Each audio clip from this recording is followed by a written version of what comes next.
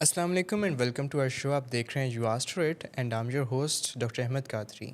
आज once again with another episode of you asked for it I am here and आज का show हम आगाज़ करते हैं। मैं बताता जाऊँ, जैसे हमारे शो का नाम है यू आस्क्ड फॉर इट, जिसमें आप सवाल पूछते हैं और हम जवाबात के साथ हाज़िर होते हैं। कोई ना कोई topic regarding psychiatry, psychology, human life, basic जो हेल्दी रूटीन्स होनी चाहिए वो क्या होती हैं, वाइटल बिहेवियर्स, जो मोटिवेशनल इंटरव्यूइंग है, motivation, will skills, skill set हो गया, ये सारी चीज़ें हम डिस्कस करते हैं अपने शोज़ के अंदर। कुछ साइकाइट्रिक डिसऑर्डर्स को भी मेंशन करते हैं, उनका रिलीफ क्या हो सकता है, ट्रीटमेंट क्या हो सकती है, मैनेजमेंट क्या हो सकती है। ये सारी बातें हम अपने शो में अपनी ऑडियंस के लिए डिस्कस करते हैं। और इसी तरह आज का जो दिन है संडे स्पेशल, संडे का दिन, Sunday special willing veg Lahore Studios से, डॉक्टर इनक्लेव से हम ब्रॉडकास्ट करते हैं। और इसका मकसद होता है कि लास्ट वीक में जितने हमारे शोज़ हुए हैं उनमें से इंटरेस्टिंग पार्ट और इस तरह के टॉपिक्स जिन पे कोई डिस्कशन बाकी रह गई हो, कोई क्वेश्चन आपकी तरफ से आया हो, कोई क्वेरी आई हो, कोई इनपुट आया हो, तो उसको एक बार दोबारा रिव्यू करते हैं और अपने एक्सपर्ट जो डॉक्टर शाहसवार हैं उनके साथ हम डिस्कस करते हैं। तो विदाउट फर्दर अड्यू आज का शो हम स्टार्ट करते हैं। जो फर्स्ट क्लिप है it is regarding the motivational interviewing the will set, कि जिसके अंदर हम पेशेंट का, बल्कि किसी भी इंडिविजुअल का कोई मोटिवेशन जो चार्ट है उसको असेस करते हैं कि वो कहाँ पे लैंड करता है, उसकी मोटिवेशन कितनी है, क्या उसको टास्क दिया जा सकता है, क्या उसकी कैपेबिलिटी भी उसके रिगार्डिंग है। तो इस सब को असेस किस तरह किया जाना चाहिए और असेसमेंट के बाद उसको किस अंदाज के साथ प्रेजेंट करना चाहिए और क्या टास्क उसको दे देने चाहिए। तो ये एक टॉपिक है।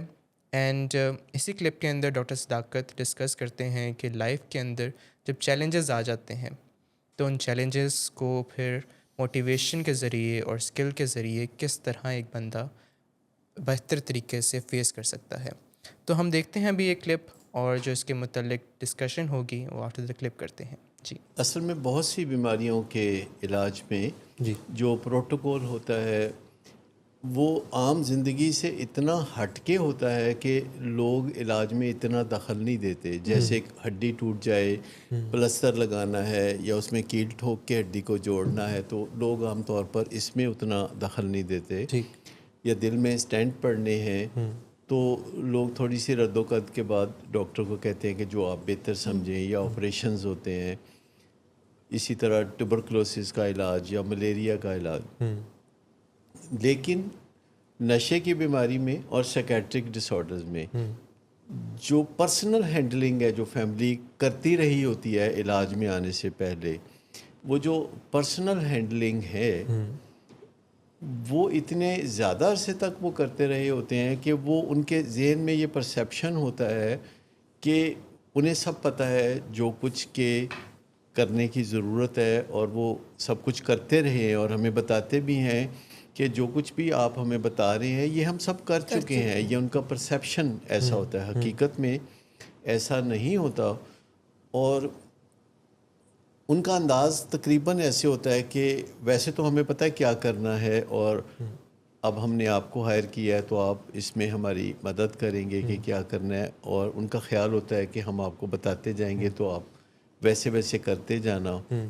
और फिर उनका ये भी अंदाज़ होता है कि हम ज़रा थक गए हैं तो इसलिए हमने मज़दूर बीच में लगा दिए हैं कि थोड़ा सा हमें रिलीफ मिल जाए। और उनका बुनियादी ख्याल ये होता है कि अब आप इसे संभालें, बेबी सिटिंग करें और हम ज़रा अपने ज़रूरी काम निपटा लें। तो फिर हम उन्हें बताते हैं कि नहीं, आपने बीच में शामिल रहना है, क्योंकि ये जो ट्रायंगल है, फैमिली मेम्बर्स, मरीज़ और इलाज करने वाले, ये सब स्टेक होल्डर्स हैं और इन सब को मिलजुल के काम करना होता है। और फैमिली मेम्बर्स पे एक एक्स्ट्रा ज़िम्मेदारी होती है कि इलाज में आने से पहले वो बहुत कुछ करते रहे होते हैं जिसमें कुछ सही और कुछ गलत होता है। इलाज के दौरान वो रिविज़िट करते हैं कि क्या कुछ वो करते रहे हैं जो कि दुरुस्त नहीं था। اور وہ سیکھتے ہیں کہ کیا کچھ کرنا ہے جو علاج کے بعد ان کی ذمہ داری آئے گی. تو کسی حد تک اس بیماری میں جو علاج معالجہ ہے وہ فیملی کو سیکھنا پڑتا ہے. جیسے ڈائبٹیز میں بھی کچھ علاج معالجہ، مریض نے کھانا کیا ہے، مریض نے ایکسرسائز کرنی ہے، ان سب چیزوں کو فیملی سیکھتی ہے اور پھر فیملی اس میں پیشنٹ کو موٹیویٹ بھی کرتی ہے، اس کا ساتھ بھی دیتی ہے. تو یہ جو ایک بات ہوتی ہے کہ ہر پیشنٹ کے لیے جسے کہتے ہیں نا ون سائز فٹس آل والی بات نہیں ہے. ٹھیک. ہر مریض کی سچویشن یونیک ہے، اس کی بیماری کے کئی اجزاء بڑے خاص منفرد ہیں اور ان کا علاج بھی اسی لحاظ سے ہے. اور پھر ایک پہلے سچویشن میں علاج کچھ اور ہوگا اور پھر سچویشن بدلے گی تو علاج بھی بدلے گا. اور شروع میں عام طور پر آپ یہ کرتے ہیں کہ جو ایک پیشنٹ نیا نیا علاج میں آتا ہے اور ایک فیملی جو نئی نئی علاج میں پیشنٹ کو لے کے آتی ہے، ان کے ساتھ جو ہدایت کاری کا انداز جو ہے نا وہ زیادہ اپناتے ہیں، کیونکہ ان کو تو پتہ نہیں ہوتا کیا کرنا ہے، تو پھر آپ انہیں بتاتے ہیں کہ کیا کرنا ہے. اور فیملی چونکہ جب علاج میں پیشنٹ کو لے کے آتی ہے تو فیملی کچھ پرجوش بھی ہوتی ہے، ماننے کے لیے تیار بھی ہوتی ہے. شروع میں تو وہ کہہ رہے ہوتے ہیں کہ آپ کچھ بھی بولیں ہم آپ کی بات مانیں گے. اور اس وقت ان کو ایکچولی ان کا فریم آف مائنڈ نہیں ہوتا یا پرسیپشن نہیں ہوتا کہ کیا کچھ کرنے کی ضرورت ہے. وہ سمجھتے ہیں کہ جو کچھ وہ پہلے کرتے رہے ہیں وہی کچھ آگے بھی کرنے کی ضرورت ہے، اور ان کو تو پتہ ہے کہ پہلے کیا کرتے رہے ہیں اور آگے بھی وہ وہی ایسا کر لیں گے. مثال کے طور پر ان کا خیال ہوتا ہے کہ مریض کی نگرانی کوئی بہت امپورٹنٹ کام ہے جو ہمیں کرنا ہوگا، پولیسنگ کرنی ہوگی، گھیرا ڈال کے رکھنا ہوگا اور مریض کو روک ٹوک کرنی ہوگی، یہ ان کا سب خیال ہوتا ہے. اب اس میں بہت ساری ڈسٹارشن ہے کہ آپ 2 دن 4 دن مہینہ 15 دن کتنے دن کسی بندے کی نگرانی کر لیں گے. کیونکہ جو تمنا فیملی کے دل میں ہے کہ مریض نشہ چھوڑ کے اچھی زندگی گزارے، یہی تمنا اگلے مرحلے میں ہم نے مریض کے اندر پیدا کرنی ہوتی ہے، ایک جلتی ہوئی تمنا کہ وہ نشے کے بغیر ایک مزیدار زندگی گزار سکے. اور یہ چیزیں جو ہیں کچھ سکل سکھانے سے آتی ہیں. اس میں خالی جوش و جذبہ نہیں چاہیے، طریقہ کار بھی چاہیے. فیملی کو بھی اور پیشنٹ کو بھی ایک طریقہ کار چاہیے.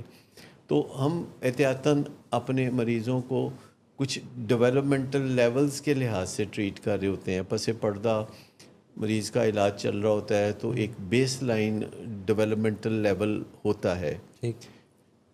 جو فرض کریں ایک مریض ہے جو کہ خود سے اپنے والدین کے بغیر ہی چل کے کسی اور شہر سے گاڑی چلا کے تو آ گیا ہے اور آ کے کہتا ہے کہ لو جی میں آ گیا ہوں، میرا الکوہلزم کا مسئلہ ہے اور میں سمجھ گیا ہوں کہ یہ بہت میری زندگی پہ برا اثر پڑ رہا ہے اس کا، تو آپ مجھے بس ٹھیک کر دیں، چٹکی بجاتے جلدی جلدی ٹھیک کر دیں. تو یہ جو ایک انداز ہوتا ہے تو اس کو ہم D1 کہتے ہیں. D1 کا مطلب ہے کہ جوش و جذبہ بہت زیادہ ہے، ذوق و شوق بہت زیادہ ہے، لیکن جو اصل معاملات ہیں جو کہ آگے پیش آنے والے ہیں، نشہ چھوڑنے کے جو مراحل ہیں، اس میں کتنا سوچ بچار ہوگی، کتنے اقدامات کرنے ہوں گے، کتنی ول پاور چاہیے ہوگی، پھر کتنی سکلز چاہیے ہوگی، یہ ان کو کچھ پتہ نہیں ہوتا. جوش ہی جوش ہوتا ہے. جیسے صلاحیت کی کمی ہے کسی کمپنی میں جو نیا بندہ امپلائڈ ہوتا ہے تو وہ آتے ہی کہتا ہے میں تہلکہ مچا دوں گا، اس کو پتہ نہیں ہوتا تہلکہ مچانا کیسے ہے. جی. یعنی موٹیویشن اس کی بہت اپ ہوتی ہے، وہ چونکہ اس انرجی کے ساتھ آتا ہے کہ میں نے بس اب کچھ کر کے دکھانا ہے. وہ نئی دلہن والا ہوتا ہے حساب کے جو آتی ہے اور وہ بڑے ذوق و شوق سے آتی ہے. وہ 6 مہینے پہلے تیاریاں ہو رہی ہوتی ہیں سجنے بننے سنورنے کی، اور پھر جب عملی طور پر سسرال میں جا کے رہنا ہوتا ہے اپنے ماں باپ کو چھوڑ کے ایک نئی جگہ، تو پھر وہ جوش و جذبہ ذرا نیچے آنا شروع ہو جاتا ہے. تو یہ جو D1 ہے اس میں کچھ عرصے کے بعد تمام مریض یا آپ کے بچے بھی اگر آپ انہیں مینج کر رہے ہیں یا کوئی ادارہ جس کے اندر کوئی نیا ملازم آیا، تو سارا یہ جو D1 ہے یہ جوش و جذبے کے ساتھ لبریز ہوتا ہے. اور کچھ عرصے کے بعد ان کا جو نالج ہے کام کاج کے بارے میں وہ تو تھوڑا اوپر چلا جاتا ہے، پر جوش و جذبہ تھوڑا نیچے آ جاتا ہے، تو اس کو ہم D2 کہتے ہیں. ٹھیک. اچھا، لیکن اگر کوئی مریض جو ہے وہ علاج کے لیے خود آتا ہی نہیں اور اس کے گھر والے اسے مجبور کر کے لاتے ہیں، رو دھو کے لاتے ہیں کسی نہ کسی طریقے سے، تو اس کو پھر ہم -D1 کہیں گے کہ اس کو بہت پش کر کے لایا گیا ہے اور وہ ایک ایسے انداز میں آ کے بیٹھا ہے کہ لو جی میں اور آپ کچھ نہیں کر سکتا، تو اب آپ نے جو کرنا ہے تو کریں، میں تو مجبور ہوں. تو یہ جو جوش و جذبہ بھی کوئی نہیں اور اس کو یہ بھی پتہ نہیں کہ علاج میں مراحل کیا ہوں گے، تو اس کو -D1 کہتے ہیں. اگر کچھ نہ کچھ تھوڑا سا ارادہ ہو نشہ چھوڑنے کا تو پھر ہم ڈیولپمنٹل لیول 0 کہتے ہیں کہ نہ برا نہ اچھا، بس آ گیا ہے. ٹھیک. اچھا، اسی طرح اگر کوئی 100 رکاوٹیں ڈالتا ہے اپنے علاج میں اور کبھی گھر سے نکل جاتا ہے، کبھی کچھ کرتا ہے، کبھی لڑتا ہے، کبھی جھگڑتا ہے، تو وہ -D2 پہ ہے. اور اگر کوئی بندہ پھر نشے کی اب اس سٹیج پہ ہے کہ باہر بھی جھگڑے، گھر بھی جھگڑے، توڑ پھوڑ بھی چل رہی ہے، اور کبھی نشہ بیچنے کا بھی سلسلہ بیچ میں سننے میں آتا ہے کہ صاحبزادے جو ہے اپنے نشے کو سپورٹ کرنے کے لیے نشہ بیچ بھی رہے ہیں، کبھی پولیس کا معاملہ، کبھی کچھ اور کندھے پہ ہاتھ نہیں رکھنے دیتا، لڑائی جھگڑا کرتا ہے، فساد کرتا ہے، تو پھر -D3 پہ ہے. اسی طرح اگر اس کی زندگی جو ہے بالکل گھر سے کہیں چلا گیا ہے اور کوئی قرار نہیں ہے اس کی زندگی میں، اور بدامنی ہی بدامنی ہے، اور جرائم بھی بیچ میں شامل ہو گئے ہیں، اور کبھی اندر اور کبھی باہر، اور تمام شہر کے غلط لوگوں سے اس کے تعلقات ہیں، منشیات فروشوں سے تعلقات ہیں، نشہ کرنے والوں سے تعلقات ہیں، اور نشے کے علاوہ اور علائشیں بھی اس کی زندگی میں بہت زیادہ شامل ہو چکی ہیں، تو وہ -D4 پہ ہے. اب جو -D1 پہ ہے وہ کچھ دنوں میں جس کا ذوق و شوق تھا وہ مان پڑ گیا، تو وہ -D کی طرف بھی جا سکتا ہے اور وہ D2 کی طرف بھی جا سکتا ہے. یعنی وہ ایسا بھی ہو سکتا ہے کہ اس کا ذوق و شوق کم ہوا ہے لیکن اس کی سکلز، مہارت اور نالج بڑھ گیا ہے. لیکن اگر اس کا ذوق و شوق بھی کم ہو گیا اور اس نے سیکھا بھی کچھ نہیں، تو وہ -D1 کی طرف چلا گیا اور کہتا ہے میں تو علاج سے نکلنا چاہتا ہوں. یعنی D1 پہ اگر جو کوئی آیا ہے جہاں کے موٹیویشن بہت ہے بٹ اس کو پتہ نہیں ہے کیا کرنا ہے، یعنی اسکل کا لیول جو ہے وہ نیچے ہے، we can take like that, تو چانسز ہیں کہ وہ D2 پہ جائے. یعنی اگر وہ اپنی اسکل کو ذرا بڑھا لیتا ہے اور ذوق و شوق بھی رہتا ہی ہے، کبھی اپ کبھی ڈاؤن، تو وہ D2 کی طرف بھی جا سکتے ہیں اور وہ مائنس کی طرف بھی جا سکتے ہیں. اگر D2 کی طرف جاتا ہے تو لگتا ہے کہ اس نے ترقی نہیں کی، حالانکہ وہ تھوڑی سی ترقی ہے کہ اس کا نالج تو بڑھ گیا ہے، لیکن مشکلات کو دیکھتے ہوئے کچھ نہ کچھ اس کا جوش و جذبہ ٹھنڈا پڑا ہے، تو وہ D2 پہ ہے. لیکن اگر اس کا نالج بھی کوئی نہیں بڑھا اور جوش و جذبہ اور ٹھنڈا ہو گیا ہے اور آگے سے وہ ریئیکٹ کر رہا ہے، یا والدین کے اوپر کوئی الزام تراشی کر رہا ہے، یا ایڈجسٹ ہونے کی کوششیں نہیں کر رہا، ڈسرپشن کاز کر رہا ہے، تو وہ جو -D1 یا -D2 کی طرف بھی جا سکتا ہے. لیکن یوزولی ریہیبلیٹیشن سینٹرز میں جب لوگ آتے ہیں تو وہ جس لیول پہ ہوتے ہیں، جیسے اگر وہ D1 پہ ہیں تو پھر وہ D2 پہ چلے جاتے ہیں، اور پھر وہ D3 پہ چلے جاتے ہیں، جہاں ان کا جوش و جذبہ پھر نئے سرے سے پیدا ہونا شروع ہو جاتا ہے اور نالج بھی اور بڑھتا چلا جاتا ہے. اس کو ہم کہتے ہیں کردار سازی، کیونکہ ریہیبلیٹیشن پروگرام میں آپ کردار سازی پہ توجہ دیتے ہیں، لیکن شروع میں آپ ہدایت کاری پہ توجہ دیتے ہیں. جب آپ کے گھر میں چھوٹے بچے بھی ہوتے ہیں تو آپ ہدایت کاری زیادہ کرتے ہیں، لیکن جب وہ ٹین ایجر ہو جاتے ہیں تو آپ کردار سازی پہ توجہ دیتے ہیں، یا توجہ دینی چاہیے. اسی طرح اداروں میں جو لوگ ملازمت کے لیے آتے ہیں تو شروع میں آپ انہیں ہدایات زیادہ دیتے ہیں اور ہدایات کی وجوہات کم بتاتے ہیں. شروع میں آپ ان سے مشورہ نہیں لیتے، بس آپ انہیں صرف ہدایات دیتے ہیں. تو مثال کے طور پر اگر فرض کریں میرے دفتر کے باہر کوئی بہت ہی ناگوار سا شور ہے اور میرے پاس میرے کچھ ساتھی بیٹھے ہوئے ہیں، ان میں سے ایک D1 پہ ہے جی اور میں اس کی ذمہ داری لگانا چاہتا ہوں جی کہ یہ باہر جو شور ہو رہا ہے اس کو اس نے جا کے ٹھیک کرنا ہے معاملے کو. تو مجھے مکمل ہدایات دینی پڑیں گی کہ یہ باہر جو شور ہے آپ ان لوگوں کو لے کے نیچے جائیں اور جا کے مس جہاں آرا کے سپرد کریں اور انہیں کہیں کہ ان کا جو مسئلہ ہے جس کی وجہ سے یہ شور کر رہے تھے اس مسئلے کو وہ حل کریں اور آپ پھر واپس مجھے آ کے بتائیں کہ اس کا نتیجہ کیا نکلا. تو یہ D1 پہ ہے وہ ورکر جی جس کو میں نے اس طریقے سے ہدایت دے دی. میں نے اسے ہدایات ہی دی ہیں، اس سے نہیں پوچھا کہ جی کیا کرنا چاہیے یا اس سے کوئی صلاح نہیں لی یا اس سے کوئی مشورہ نہیں کیا. اب اگر وہ D2 پہ ہے کوئی ورکر جو میرے پاس بیٹھا ہوا ہے تو میں اسے کہتا ہوں کہ باہر ذرا ناخوشگوار سا شور ہے، جا کے دیکھیں کہ اس کی کیا وجہ ہے اور پھر آپ فلاں کے تعاون سے اس مسئلے کو جو ہے یہاں سے شور کو کہیں دور لے جائیں اور ڈسکس کریں اور پھر واپس آ کے تو مجھے بتائیں کہ اس کا کیا نتیجہ نکلا. تو یہ جو میں نے بات کی تو یہ وہ D2 پہ بندہ ہے جس کو ذرا تھوڑا سا زیادہ مجھے موٹیویٹ کرنا پڑا ہے کیونکہ اس کی موٹیویشن کم ہے. تو جس کی موٹیویشن کم ہو تو اس کو زیادہ دفعہ کہنا پڑتا ہے. جیسے گھروں میں ایک بچہ ہے جو بازار میں ہر وقت جا کے چیزیں خرید کے لے آتا ہے ماں کے کہنے پہ، جی تو وہ D1 پہ ہے. لیکن وہی بچہ کچھ دن کے بعد جب یہ کہنا شروع کرتا ہے کہ سارا کام مجھے ہی کہتے ہیں، دوسرے بھائی بہن بھی تو ہیں، وہ کہتے ہیں اچھا چلو چلے جاؤ یہ کر کے آ جاؤ، دوبارہ کہہ دینا، تیسری دفعہ کہہ دینا اور وہ پھر چلا جاتا ہے. لیکن میں اب کسی اپنے ورکر کو یہ کہنا چاہتا ہوں جو D3 پہ ہے تو میں اسے کہتا ہوں کہ یہ جو ہے باہر جو ناگوار سا شور ہے یہ جا کے تو آپ اس معاملے کو دیکھیں اور اگر آپ کو میرے مشورے کی ضرورت ہو تو پھر آپ مجھ سے دوبارہ رابطہ کر سکتے ہیں، نہیں تو اس شور کو آپ نپٹا دیں. اور D4 پہ جو ہے اس کو میں یہ کہوں گا کہ باہر کوئی ناگوار سا شور ہو رہا ہے تو ذرا آپ جا کے دیکھ لیں.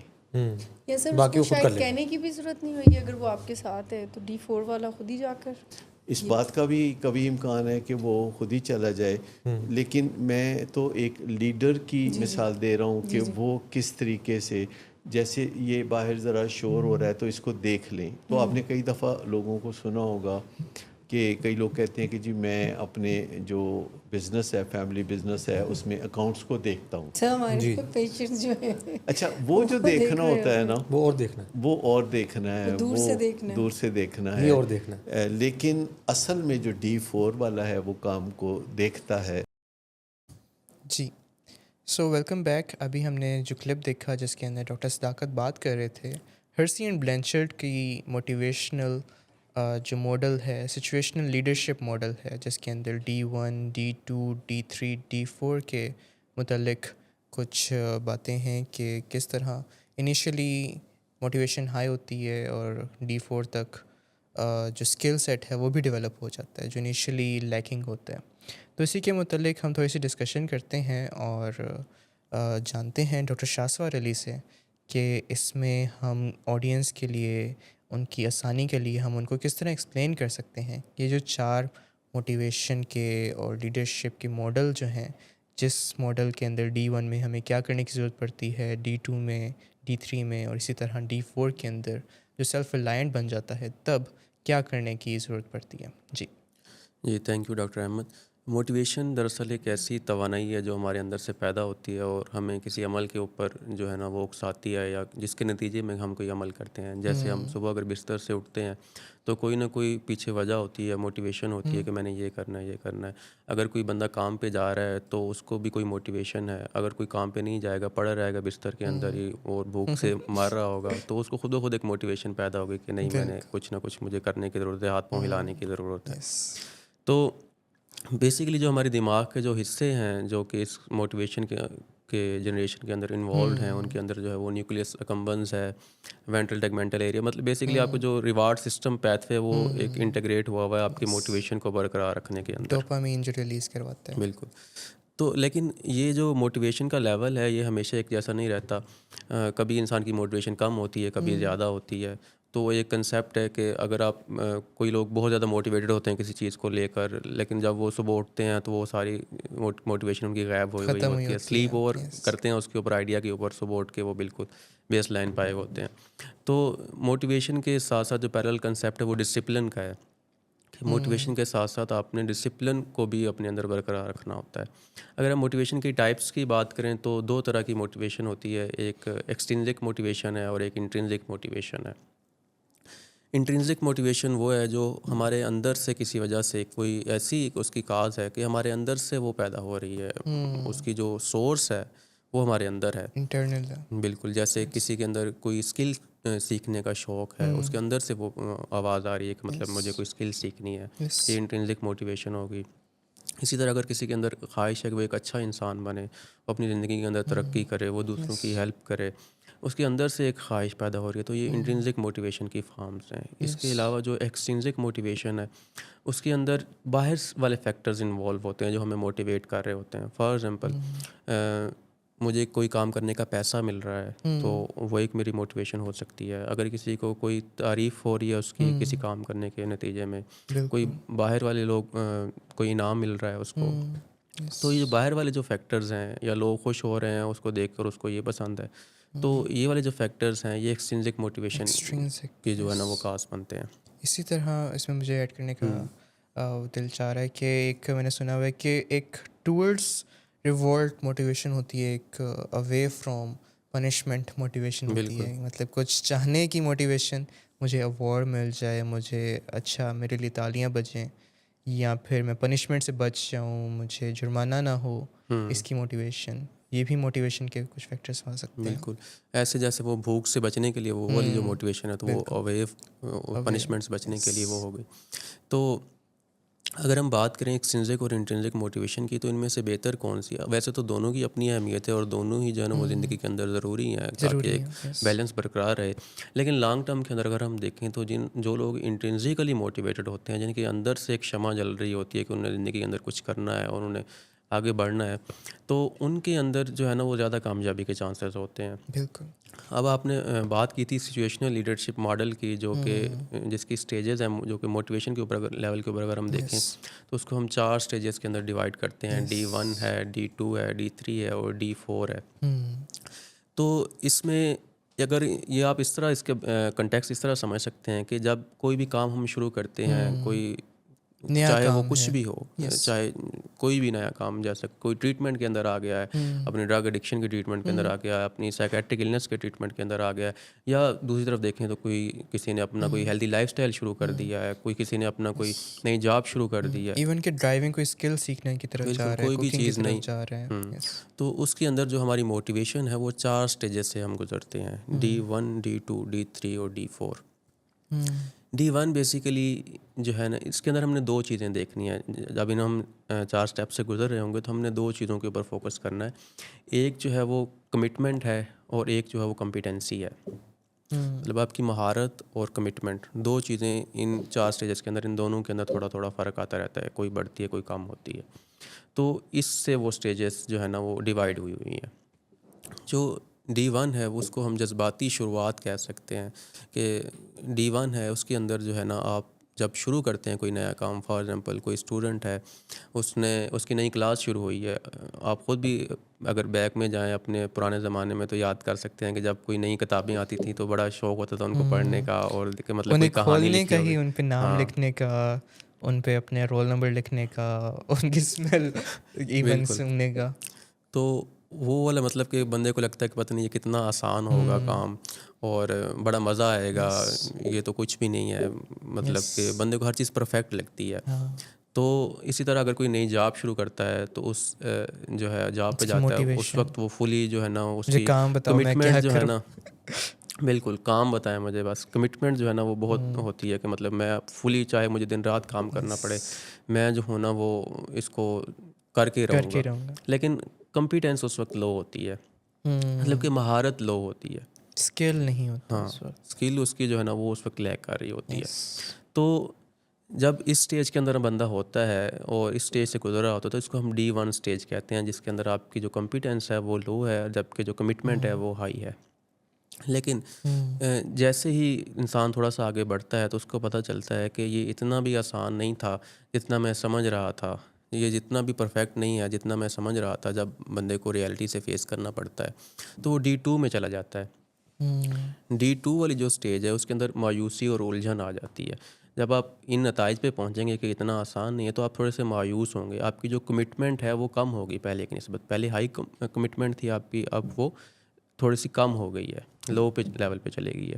جبکہ جو آپ کی کمپیٹنسی تھی وہ پہلے کم تھی بالکل، اب تھوڑی سی بڑھ گئی ہے.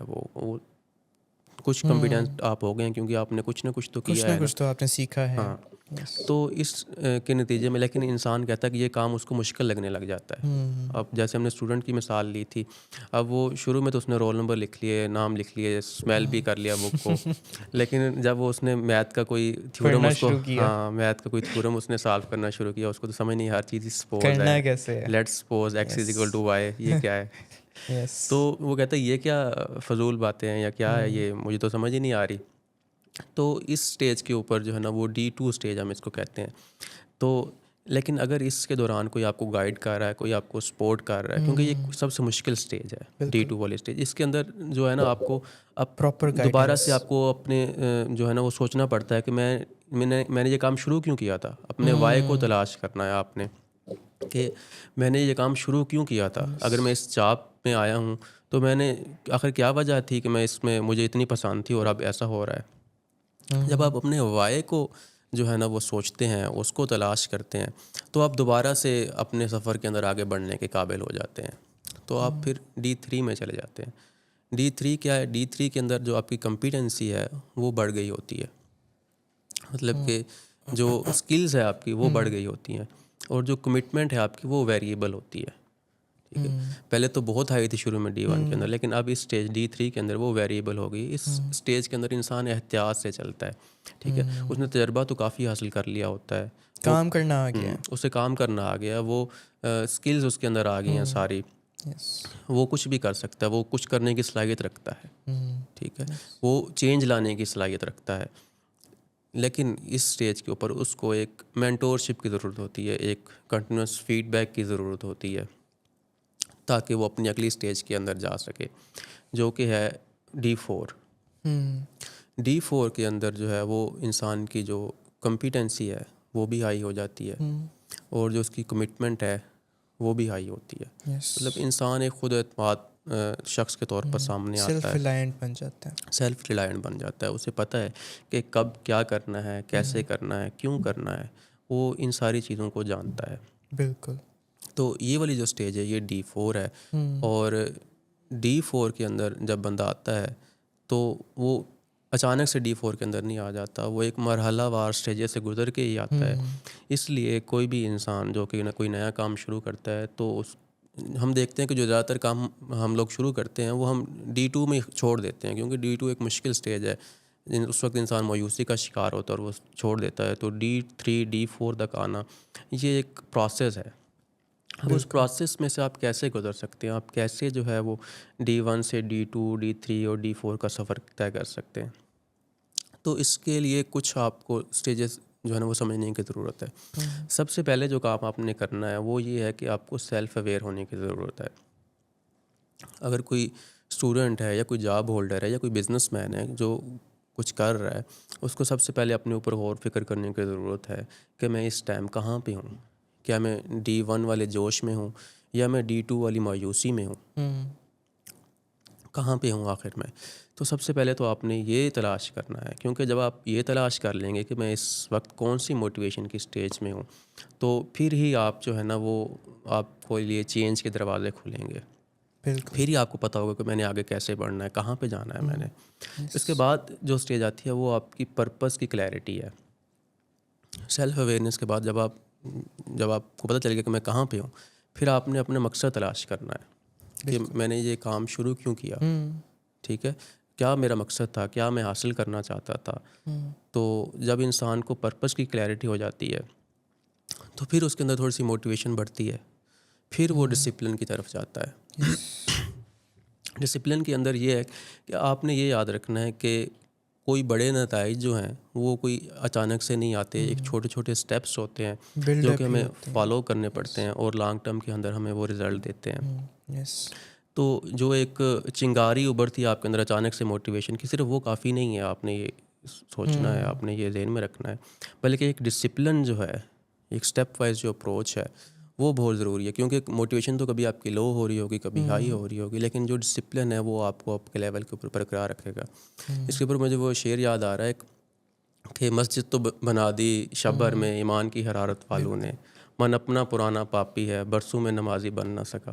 تو ایک اچانک سے چنگاری اٹھی, آپ نے اس کے نتیجے میں کوئی بڑا کام کر دیا, لیکن اگر آپ اس کو مینٹین نہیں کر پا رہے تو اس کے پھر جو ہے نا وہ نتائج جو ہیں وہ کم آنے لگ جاتے ہیں. بالکل.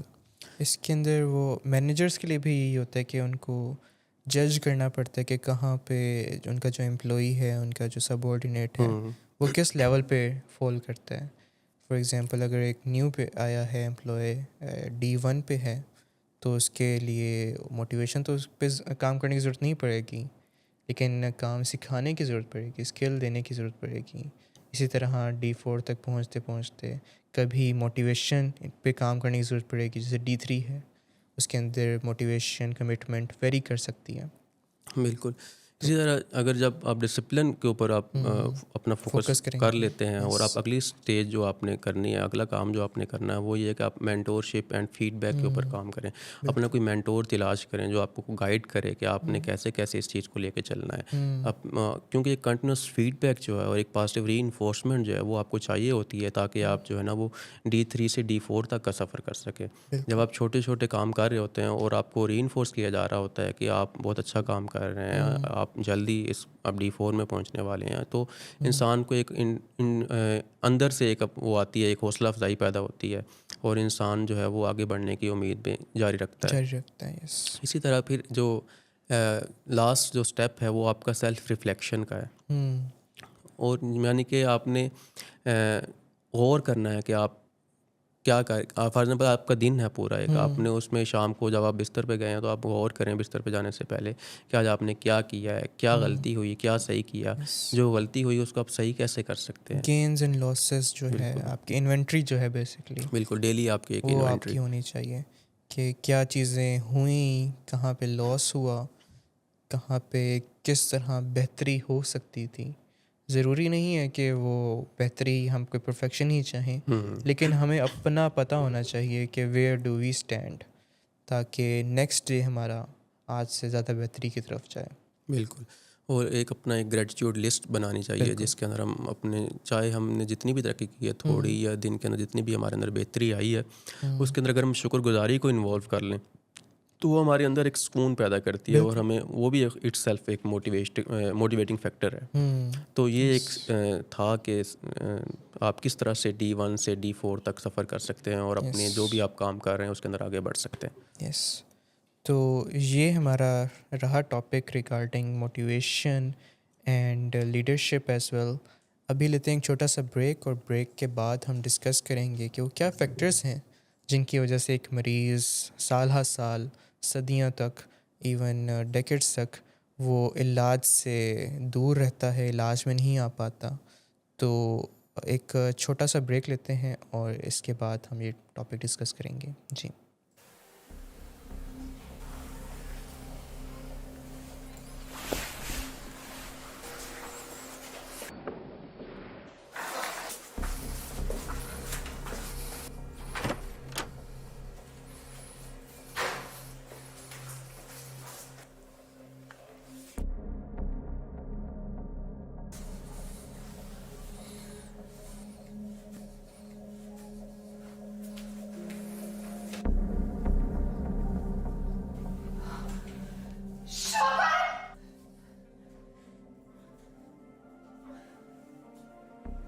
شراب نوشی کی وجہ کردار کی خرابی نہیں, موڈ کی خرابی ہے.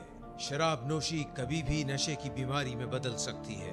نشے کی بیماری ہر سٹیج پر قابل علاج ہے. مدد حاصل کیجیے کیونکہ وہ ایسا نہیں کرے گا. ولنگ ویز سے مدد حاصل کیجیے, کہیں سے بھی مدد حاصل کیجیے, لیکن فوری مدد حاصل کیجیے. جس معجزے کے انتظار میں آپ نے بہت دیر کر دی اب وہ دستک دے رہا ہے. मदद हासिल कीजिए, मदद हासिल कीजिए। सो वेलकम बैक, आप देख रहे हैं you asked for it. And आज संडे स्पेशल में हमने डिस्कस किया है कि मोटिवेशन और जो लीडरशिप रोल है वो कैसे चेंज होता है from levels of D1 through D4, कि जहाँ पे मोटिवेशन पहले होती है ज़्यादा, कमिटमेंट ज़्यादा होती है, लेकिन स्किल इतना डेवलप नहीं हुआ होता। तो वो जर्नी के साथ, टाइम के साथ साथ, स्किल लर्न करने के साथ साथ किस तरह चेंज होता रहता है, और टू द जर्नी ऑफ फ्रूटिशन जिसमें D4 है, जहाँ पे सेल्फ रिलायंट बंदा बन जाता है कि मोटिवेशन भी हाई, कमिटमेंट भी हाई और साथ में स्किल भी हाई।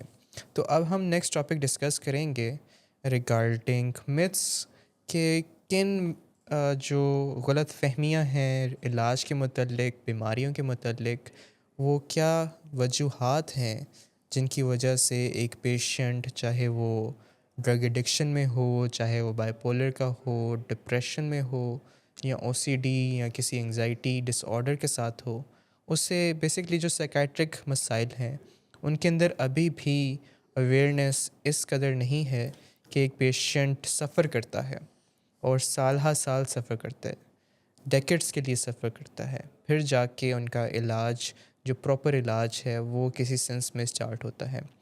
तो वो क्या वजूहात बन सकती हैं, इन्हीं के मुतल्लिक डिस्कस कर रहे हैं हमारी कराची की टीम डॉक्टर खावर नदीम साहब के साथ। तो हम वो एक क्लिप देखते हैं और उसके मुतल्लिक जो डिस्कशन है वो आफ्टर द क्लिप करते हैं। जी, मेरा नेक्स्ट क्वेश्चन सर आपसे है कि आप बताएं कि हमारे माशरे में अक्सर लोग तो अपना जो ज़हनी मर्ज़ का मसला किसी से डिस्कस ही नहीं करना चाहते, लेकिन अगर कोई हिम्मत करके डिस्कस कर भी लेता है तो लोग कहते हैं कि आप हौसला करें, जस्ट शेक योर हेड, अपनी ईमान में इजाफा करें, खुद को संभालें। तो इस तरह की राय दी जाती हैं। आपकी इन सब के बारे में क्या राय है? देखिए डॉक्टर साहब, ये बेसिकली उन्हीं गलत फहमियों में से एक गलत फहमी की वजह से है कि जो जहनी बीमारियां हैं, एक तो उनसे मुतल्लिक स्टिग्मा बहुत ज़्यादा है, शेम बहुत ज़्यादा है, और ये समझा जाता है कि जिस शख्स को जहनी बीमारी होती है तो उसका कोई ईमान कमज़ोर है, या फिर ये भी समझा जाता है कि जिन लोगों को जहनी बीमारी होती है तो वो कोई कमज़ोर, लो इंटेलिजेंस वाले लोग हैं, जो कि बिल्कुल भी दुरुस्त नहीं है। या बाज़ दफ़ा तो ऐसा भी समझा जाता है कि ये बंदा जानबूझ के जहनी बीमारी का शिकार हो गया है, ये अगर थोड़ा पॉजिटिव सोचे तो ये ठीक हो जाएगा। तो ये जो जहनी बीमारियों से मुतल्लिक गलत फहमियाँ हैं वो इस तरह के रवैयों को जन्म देती हैं। मेरी तो इस बारे में जो राय है वो ये है कि ऐसा नहीं करना चाहिए, क्योंकि जैसे किसी की टांग टूटी हो और उसको कहे जस्ट शेक योर लेग, तो उसकी टांग का क्या होगा? या किसी के साथ कोई और यानी बीमारी हुई हो तो उसे ये तो नहीं कहा जाएगा कि just shake your that part of body. तो लोगों में अगर किसी तरह से ये आगाही आ जाए, इसीलिए हम ये बातचीत कर रहे हैं, इसीलिए पूरी दुनिया में अवेयरनेस का दिन मनाया जाता है। बाकी जैसे आपने शुरू में भी कहा कि मुख्तलिफ बीमारियों के लिए मुख्तलिफ दिन मनाए जाते हैं, तो उसके पीछे वजह ये है कि लोगों को उन गलत फहमियों से निकाल कर और फैक्ट्स बताए जाएं, हकीकत बताई जाए, ताकि लोग अपना और अपने प्यारों का बचाव कर सकें। क्योंकि एक फ्रेज़ है जो बहुत सब ने ही सुना होगा कि prevention is always better than cure, कि हमेशा जो प्रिवेंशन है वो क्योर करने से ज़्यादा बेहतर होती है। तो अगर कोई शख्स डिस्कस करता है, वैसे तो अगर कोई डिस्कस नहीं भी करता तो मेरी राय तो इस बारे में ये है, हम पहले ये डिस्कस कर लेते हैं कि अगर आपका कोई प्यारा आपको मुख्तलिफ बिहेव करता हुआ नज़र आ रहा है, या आपका कोई प्यारा आपको पहले जैसे बातचीत करता हुआ हंसता खेलता नज़र आता था, अब मगर वो खामोश हो गया है, साइड पे हो गया है, वो अब मायूसी की बातें कर रहा है, या बाज़ दफ़ा कुछ बीमारियों में लोगों को सुसाइडल थॉट्स आने लग जाती है और वो मरने की बातें भी करने लगे हैं, तो उन्हें कहना चाहिए कि गेट हेल्प, जी, मदद ले लें। और उन्हें कहना चाहिए कि हम सबको इस दुनिया में कभी ना कभी किसी ना किसी तरह की मदद की ज़रूरत होती है। जैसे जिस्मानी बीमारियों में होता है कि जब हमें कोई मुश्किलात आ रही होती हैं किसी ऑर्गन से मुतल्लिक, तो फिर हम उससे मुतल्लिक डॉक्टर को اپروچ کرتے ہیں اور ڈاکٹر سے اپنا مسئلہ ڈسکس کرتے ہیں، اور ہمارے پیارے بھی کہتے ہیں کہ چلیں ڈاکٹر کے پاس آپ کو لے کر چلتے ہیں. یعنی بہت کامن ہوتا ہے کہ اگر کوئی کہتا ہے کہ نہیں نہیں میں ٹھیک ہو جاؤں گا، تو فیملی ممبرز فورس کرتے ہیں کہ نہیں نہیں ایسے نہیں، آپ چلیں، یا ڈاکٹر کو گھر بلا لیا جاتا ہے، یا مریض کو ڈاکٹر کے پاس لے کے چلے جاتے ہیں. تو ایسے ہی اگر کوئی شخص نارمل بیہیو نہیں کر رہا، یا جیسے پہلے وہ زندگی گزار رہا تھا، جیسے پہلے وہ ہنس کھیل رہا تھا، اب ویسے ہنس کھیل نہیں رہا اور مختلف بیہیو کر رہا ہے، تو انہیں کہنا چاہیے کہ مدد حاصل کریں. آئیں ہم آپ کو کسی ماہر کے پاس لے چلتے ہیں.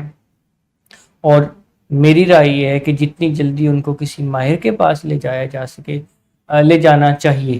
اور اس سے پہلے اگر اسے ایڈوائز کرنے کی بجائے، گائیڈ کرنے کی بجائے، اس کی باتیں سن لی جائیں اور اس کو سمجھنے کی کوشش کی جائے، اس کو انڈرسٹینڈ کرنے کی کوشش کی جائے کہ وہ ایسا کیوں کر رہا ہے، یا اس کے اس اسپیسیفک موڈ و مزاج، یا اس اسپیسیفک رویے، یا اس اسپیسیفک سوچوں کے مسئلے کے پیچھے کیا وجہ ہے. کیا وہ کسی ابھی ریسنٹ پاسٹ میں کسی ٹراما سے گزرا ہے، یا وہ یا کوئی اور اس کے ساتھ مسئلہ ہوا ہے، تاکہ پتہ چل سکے اور پھر ڈاکٹر کے پاس جایا جائے. تو یہ کہنا درست نہیں ہے کہ اپنا ایمان مضبوط کریں، یا جسٹ شیک یور ہیڈ، یا حوصلہ کریں.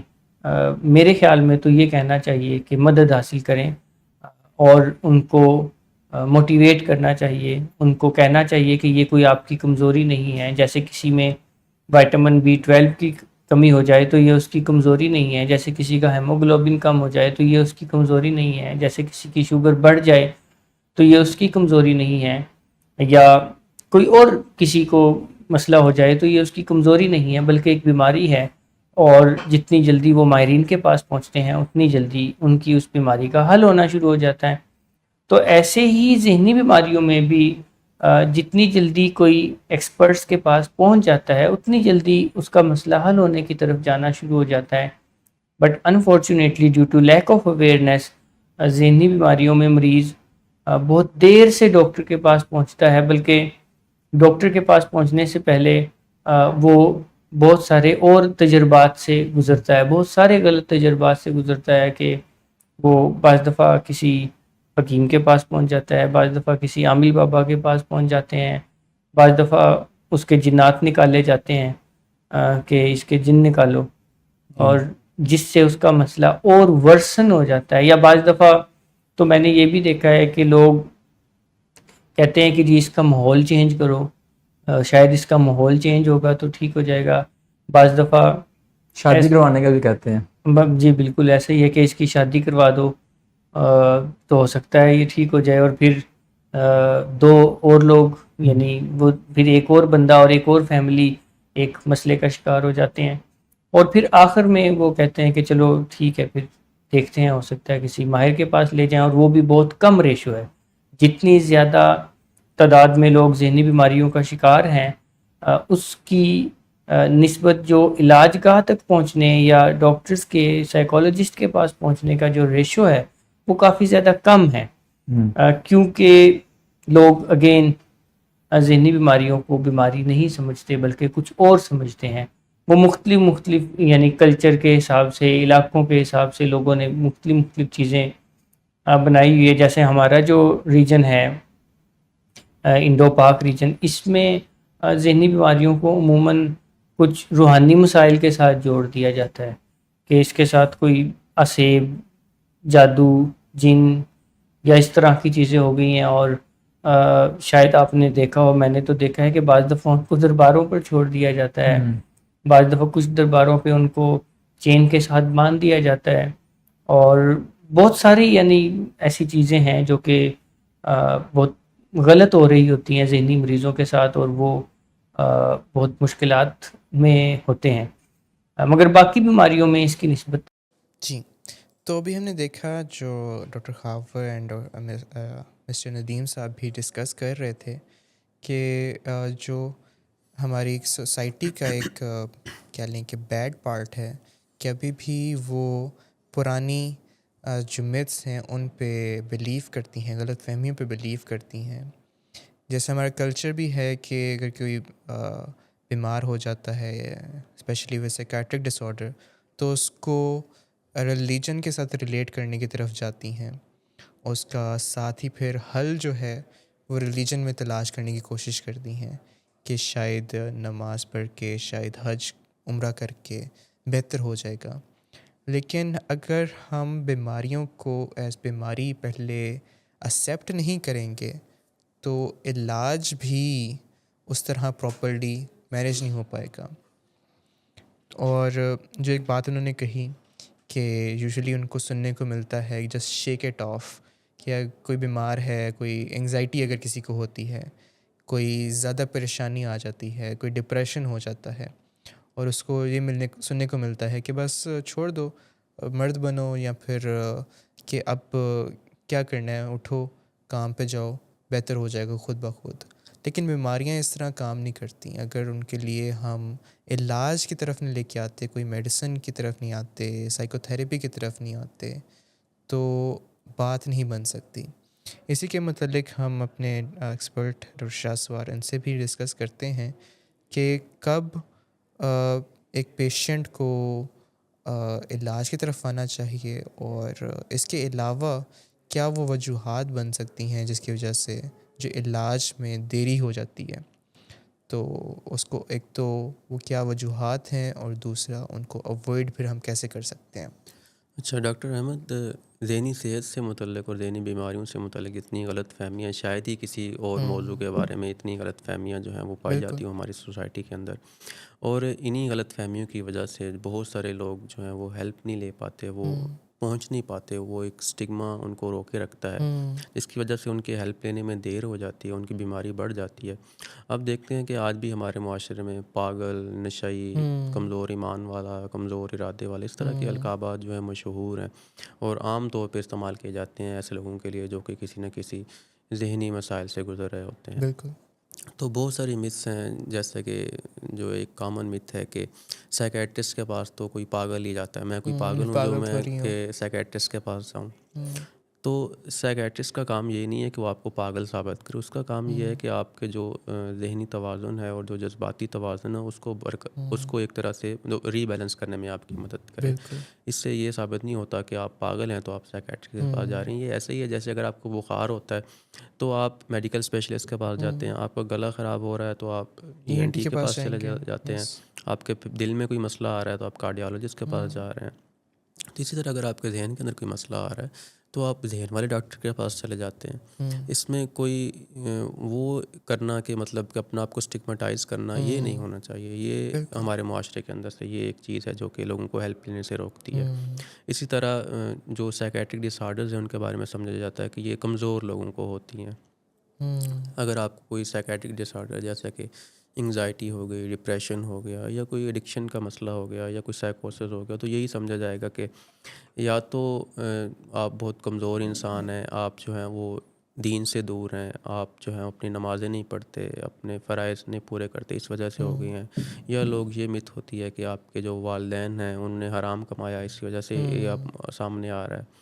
آپ بتائیں کہ اگر والدین نے کوئی غلط کام کیا تو اس میں بیٹے کا یا بچوں کا کیا قصور ہے، بیٹی کا کیا قصور ہے، اس کو کیوں وہ سامنے آنا چاہیے؟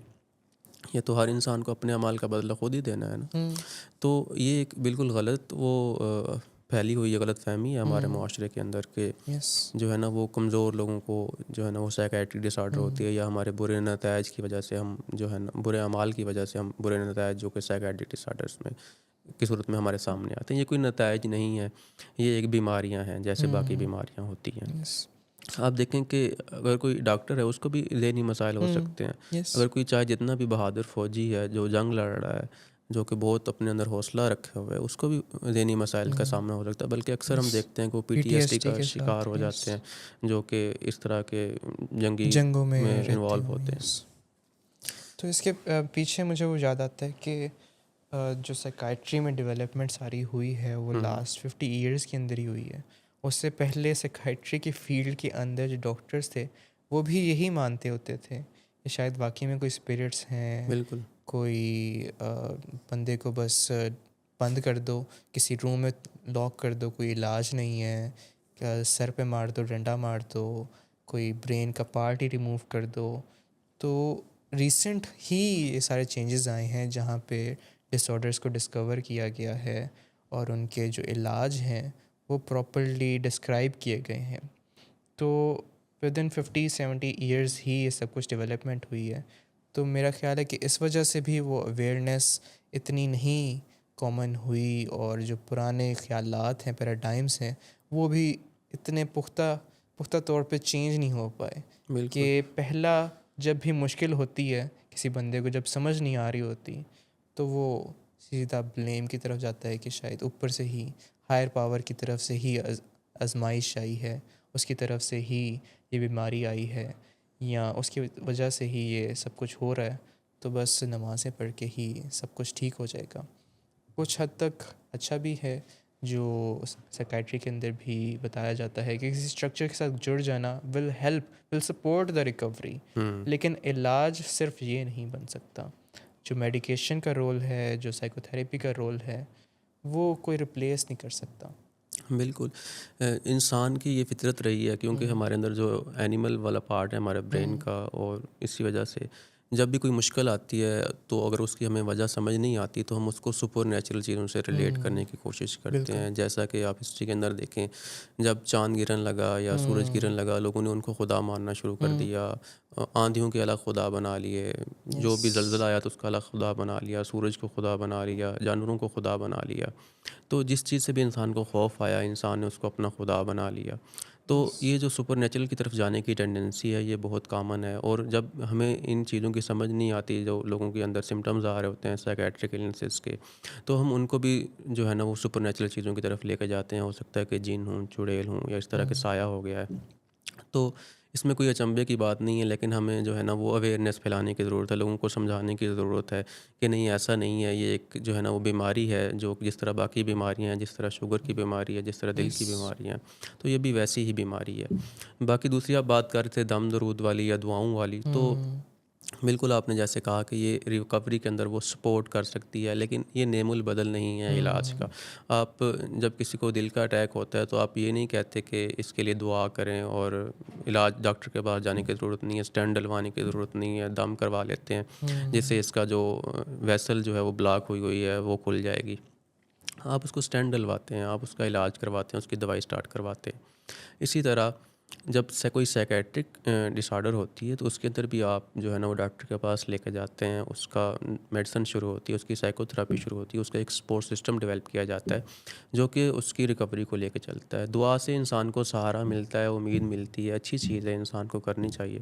لیکن اس کو اس کا نیم البدل بنا لینا کہ مجھے جو ہے نا وہ علاج کی ضرورت نہیں, اس کا علاج ہی یہ ہے, تو یہ تھوڑی سی ڈفرینٹ اپروچ ہو جاتی ہے جو کہ ہیلپ نہیں کرتی. اسی طرح لوگوں کے اندر ایک غلط فہمی پائی جاتی ہے ایک سائیکیٹرک ڈس آرڈرس میں جو میڈیکیشنز استعمال ہوتی ہیں, ایک تو یہ کہ وہ نشاور ہوتی ہیں, اور دوسرا یہ کہ وہ پھر ہمیشہ ایک دفعہ لگ جائے تو پھر ساری زندگی کھانی پڑتی ہیں. تو پہلی بات تو یہ کہ یہ نشاور نہیں ہوتی. دوسری بات یہ کہ اگر کوئی سائیکیٹرک ڈس آرڈر کے اندر آپ کو کوئی میڈیسن شروع کروائی گئی ہے تو وہ ہمیشہ کے لیے نہیں ہوتی, کچھ مخصوص ٹائم کے لیے ہوتی ہے, ڈپینڈنگ اپان یور کنڈیشن, اور کون سی ایپیسوڈ ہے, فرسٹ ایپیسوڈ ہے یا ملٹیپل ایپیسوڈس ہو گئی, اس کے مطابق وہ ایک مخصوص مدت کے لیے چلتی ہے اور آپ کا کیا رسپانس آ رہا ہے اس میڈیکیشن کے اوپر. تو مسئلہ تب ہوتا ہے جب لوگ شروع کرتے ہیں اور پراپر جو ہدایات بتائی جاتی ہے ان کو کہ اس طرح آپ نے لینی ہے, اتنے عرصے کے لینی ہے, تو وہ نہیں لیتے. ہاں, یا جب ان کی علامات بہتر ہوتی ہیں تو وہ خود سے ہی چھوڑ دیتے ہیں, ڈاکٹر کے پاس دوبارہ وزٹ نہیں کرتے. تو یہ ضروری ہے کہ آپ اپنے ڈاکٹر کی ہدایات پہ عمل کریں اور خود سے دوائی نہ چھوڑیں, کیونکہ دوائی کو آہستہ آہستہ ڈاکٹر کم کرواتے ہیں. کس وقت کم کروانا ہے وہ بہت ضروری ہے, اور کس طرح کم کروانا ہے. اگر آپ خود سے چھوڑیں گے تو اس سے چانسز بڑھ جاتے ہیں کہ آپ کی علامتیں جو ہیں وہ دوبارہ واپس آ جاتی ہیں, تو اور آپ ریکوری سے ریلیپس کے اندر چلے جاتے ہیں. اسی طرح اگر ہم ایڈکشن کے بارے میں بات کریں تو اس کے بارے میں بھی یہی بات ہے کہ یہ جو ہے نا وہ انسان خود کرتا ہے, اس کی اخلاقی کمزوری ہے, اس کا ارادہ کمزور ہے, یہ خود جو ہے نا وہ گناہوں کی طرف کیا ہے.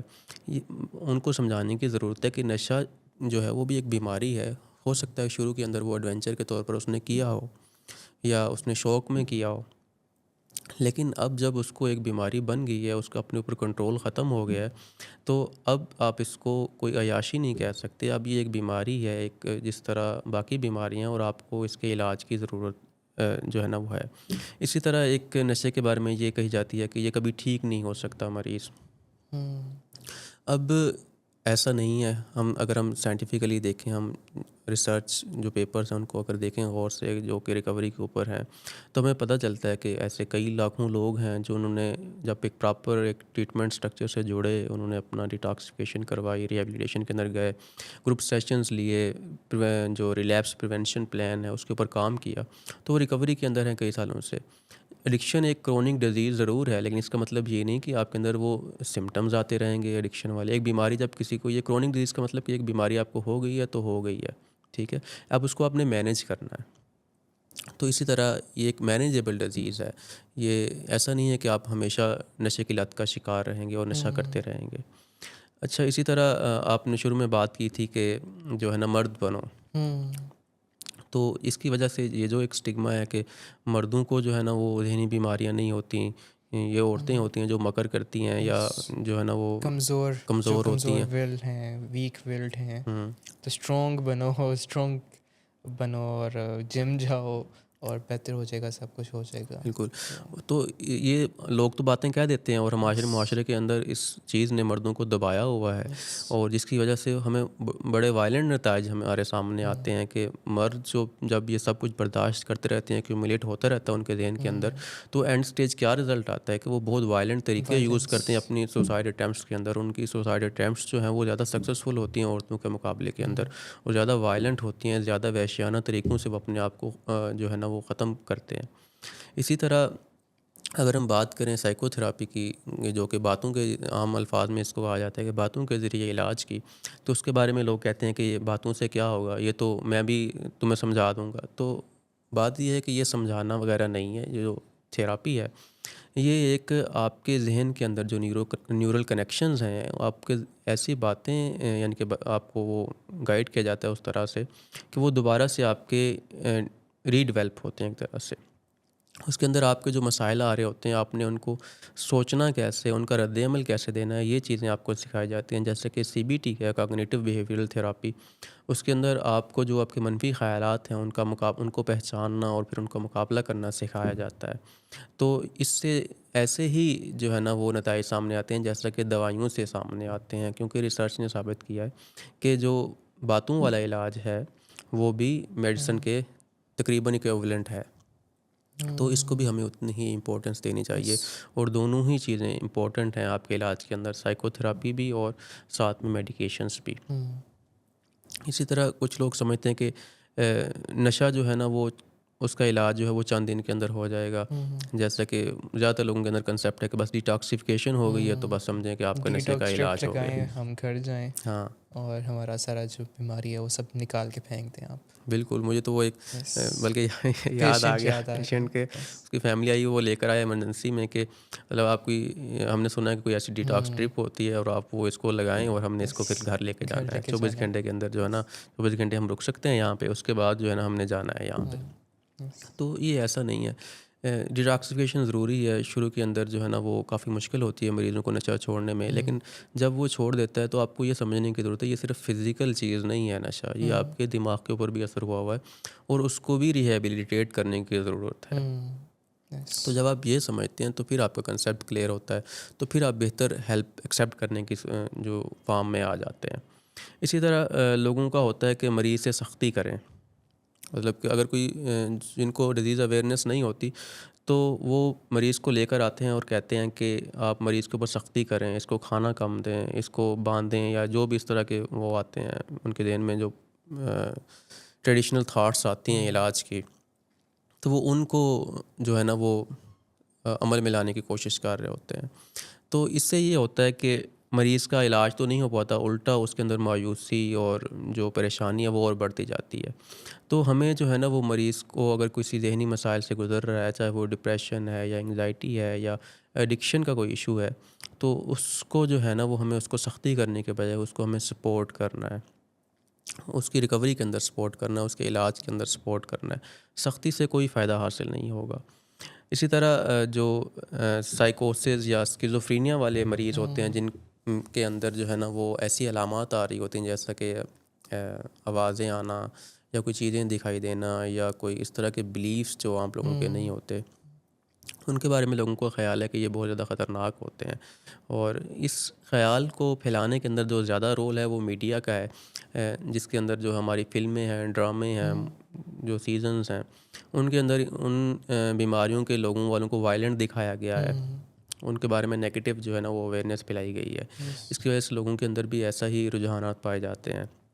حقیقت میں ایسے بہت کم ہوتا ہے، کیونکہ جو زیادہ تر لوگ اس طرح کے ہوتے ہیں ان کے اندر جو ہے وہ بالکل زیادہ تر ٹینڈنسی ہوتی ہے کہ وہ وکٹم میں وکٹم ہوتے ہیں، وہ خوف کا شکار ہوتے ہیں ایک طرح سے، اور خوف زدہ ہوتے ہیں خود، اور جس کی وجہ سے جو ہے نا کئی دفعہ ایسا ہوتا ہے وہ اپنے ہی ذہن سے لڑ رہے ہوتے ہیں، اصل میں جو اپنے ان کے اندر کی آوازیں آ رہی ہوتی ہیں انہی سے لڑ رہے ہوتے ہیں اور اسی میں سے نکلنے کی کوشش کر رہے ہوتے ہیں۔ بالکل۔